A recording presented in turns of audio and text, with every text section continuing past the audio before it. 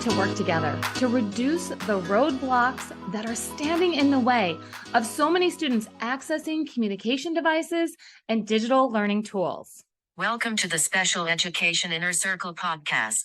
I'm your host, Catherine Witcher, and today we're going to talk about assistive technology, the barriers that are currently in place, and what you just heard there was my own AAC app from Otsimo. I'll tell you a little bit more about that in just a few minutes. So I'm getting ready to go speak to Indiana teachers. We're going to be talking about creative ways to implement communication supports. And one of the things that I'm going to be talking about is AAC, assistive technology, and I'm going to get some pushback. I know I'm going to get pushback. This happens all the time when I'm talking about AAC inside of a school system, and it comes down to evaluations and having qualified people and being able to access devices and being able to make the right decisions based on data. And it becomes this overcomplicated kind of process. And it's unnecessary at this point for us to be putting roadblocks in the way of children getting access to communication support and digital learning tools. We all have this easy access to so many tools. Now, I know that there are some areas, of course, that struggle more than others, but the bottom line is there are smartphones everywhere here in our school system, and doing something as simple as downloading an app like Otsimo, which, by the way, has a 7-day free trial. You know, I just went on there and started typing in and hitting speak and playing the games on there and figuring out what's going on. And I'm like, this is great. This is something that we need to make more accessible to our students and to our families at home. No longer are we stuck in this kind of archaic dinosaur age of going through all these complicated steps to try something out. Let me give you an example. Back in the day, way back in the day when I was in the classroom, the only way for a child to get an assistive technology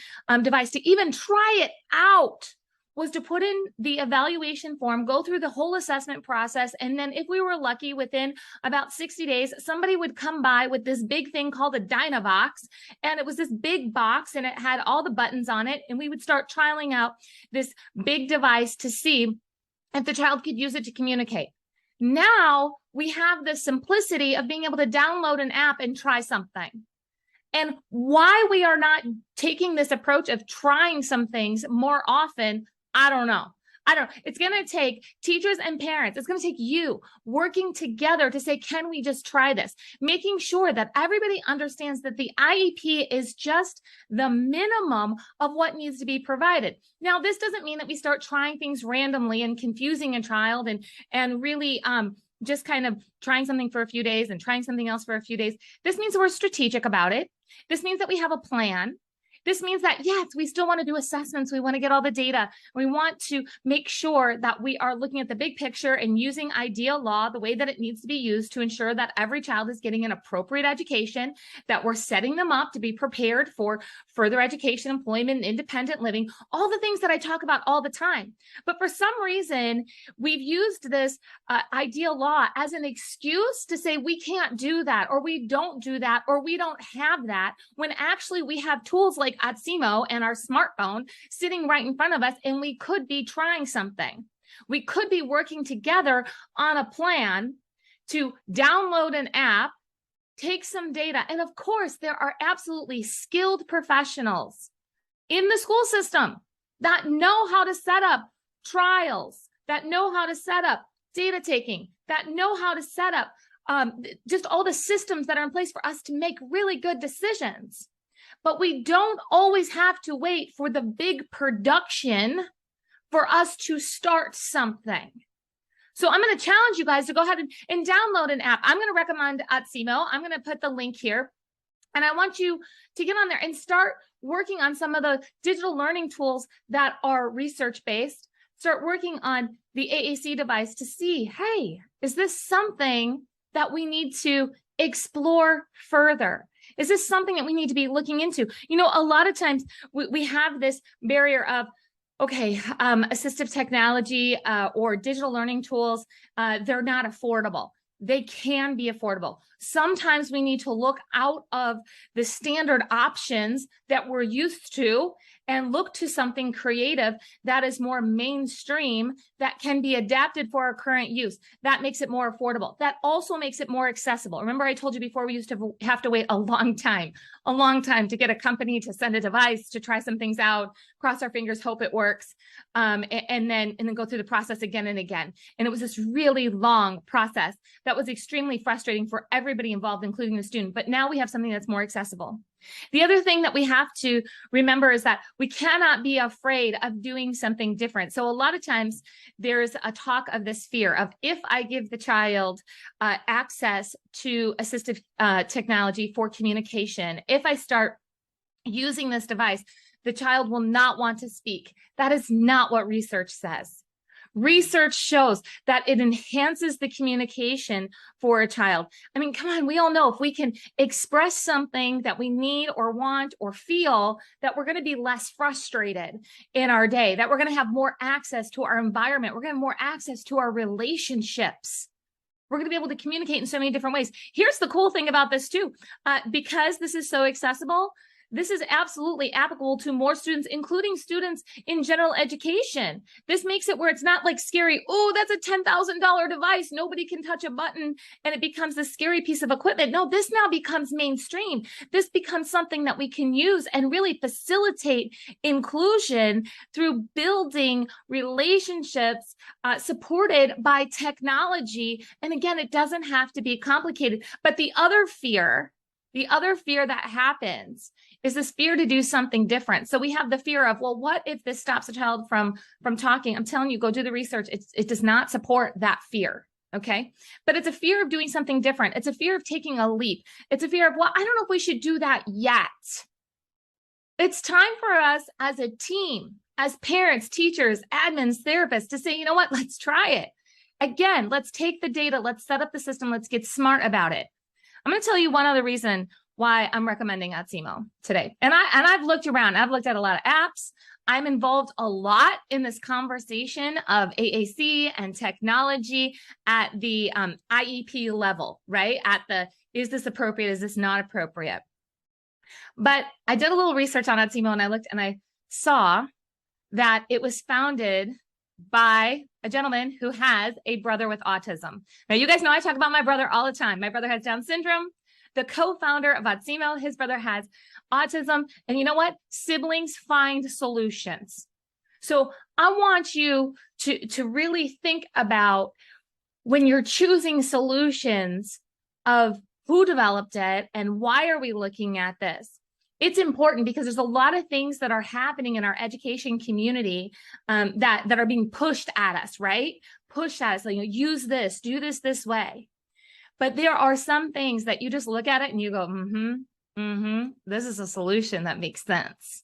This is a solution that you can see heart in it. You can see that somebody was intentional. This is not another app that teaches ABCs, another app that has a memory game. Guess what? It has those things. Another app that has a social story on it. Yep, it has that too. It has all of those things. And it has the built-in AAC device. And you can see these multi-layers. And that's where I went, yep, that's a sibling. That's a sibling who is thinking about, like, what are all the things that my brother needs? And here's the thing. His brother did not have access to an education like we do here in the United States. Okay. They are not located in the United States. And he had to build something that created access for his brother to communicate, for his brother to learn. And that just connected with me, because that's why I have the Master IEP Coach program, where I teach parents, teachers, admins, therapists, all to work together. Because you know what? My brother didn't have that. My brother didn't have teams that work together. I didn't experience that as a teacher, teams working together. So I'm going to build something. I'm going to build something that's going to help parents, teachers, admins, therapists work together, because amazing things happen when we do this. When we start to work together in a way and come up with solutions that are not the standard solutions. That's what we need to start looking for in this area of technology, in this area of assistive communication. We have to start remembering that what has been done before in special education is not good enough for the future. We have to start looking at new solutions and things that are readily accessible that for some reason are being overlooked when really we should be excited in trying some new things. So I challenge you to go and download Otsimo. Take a few days and see, how could this possibly expand my students or my child's communication and their active screen time, not passive screen time. There's a difference. Passive screen time, scrolling through social media, right? That's passive, right? You might be watching this on YouTube right now, or on Facebook right now, or you are listening to this on podcast app, right? So you are not actively engaging with this, but you are actively learning, I hope, right? You're actively learning here. So there's a difference between passive screen time and active screen time. So we're looking at what can we do? What can we do to help all of our students with IEPs, without IEPs, all of our children, the ones with IEPs, the siblings that don't have IEPs. How do we start using things like simple communication devices and simple apps that have all of these different layers in them? How do we start using this to build communication, to build relationships? And you know what? There's data that's built into the app. There's data that we can take outside of the app, and we can decide, is this working or is this not working? This is about really taking down, again, those roadblocks, making this overcomplicated of we need this device and it's going to take months and months and months and months. Now, some of our students, some of our children, they need something that's more intensive, that's going to have something beyond just an app, okay? But for so many, it's not going to be just an app. It's going to be a solution that they didn't have to wait for. I can't wait to hear your feedback on thinking differently about AAC, about really thinking about what could you try? What can you implement? How can you help students start to express, again, their needs, their wants, their feelings, their knowledge, enhance their relationships in school, in the community, making this accessible to multi-generational too. Like, this is so easy for aunts, uncles, grandparents, younger siblings to help interact. And again, just let's start using the tools in a way that just makes sense for where we are in the world today, not for how the special education system works and all of the red tape that's in there. But let's leap forward and start to work together on these creative solutions. Again, I would love to have your feedback. Leave a comment. If you're listening on your podcast app, please leave a 5-star review. Every time you leave a comment, that you leave a like, that you leave a 5-star review, it helps more parents and teachers get the information that they need to help change special education and prepare every child for further education, employment, and independent learning.